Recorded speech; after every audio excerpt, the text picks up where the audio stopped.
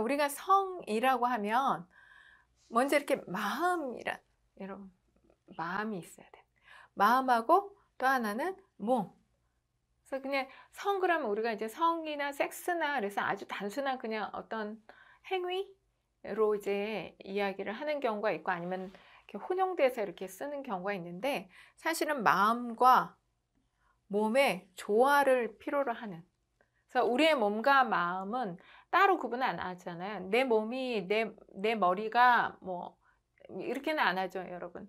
우리가 보통 이제 내 생각이 내 말로 나오게 되는 거고 이 말이 다시 행동으로 옮겨지는 거잖아요. 그래서 결국은 내 생각이 나라고도 할 수가 있고 내 말이 또 나의 어떤 성품이다, 인격이다, 품격이다 이렇게도 이야기를 하거든요. 그래서 우리의 몸과 마음은 따로 구분되어 있는 것이 아니다. 필연적으로 어떻게 되어 있다? 연결되어 있다라고 할 수가 있습니다.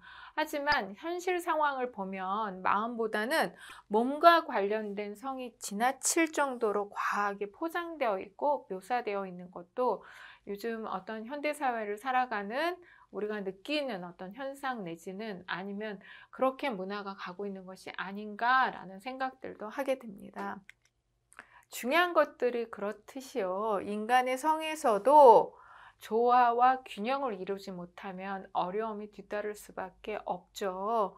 그래서 성은 성적인 쾌락이나 성행동 등의 생물학적인 측면을 가지고 있어요. 사실, 그죠?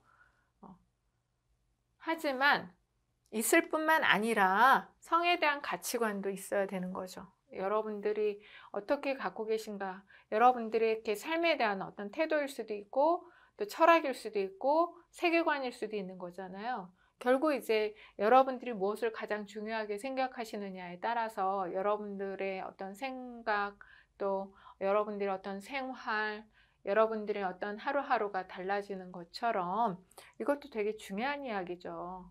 그래서 성에 대한 가치관, 태도 이런 정신적인 측면도 포함하는 그래서 사실은 이런 생각들이 나를 이야기한다고 그랬잖아요. 내 말이 나의 생각이고 생각일 뿐만 아니라 나의 성품이고 나의 인성이고 나의 품격인 것처럼 결국은 전체적인 인간 그 자체다라고도 이야기를 할 수가 있습니다.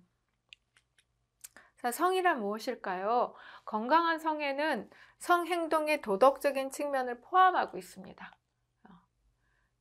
성행동에 대한 이런 도덕성이라는 것은요, 시대에 따라서 뭐 변화되죠. 또 킨즈의 보고서나 또 보니까 마스터스와 존슨의 보고서가 나왔을 때 뭐 자유행위라든지 자녀의 성욕구, 또 혼의 관계 등에 대해서 사람들의 반응은 냉담했지만 지금은 어떤가요? 이런 것들이 나왔을 때랑 지금이랑은 그에 대한 수용도 우리 부모님이 얘기할 때 어떤 성과 우리 시대에 지금 내가 느끼는 것, 또 우리 자녀들이 느끼는 거는 정말 다른 걸 알 수가 있죠.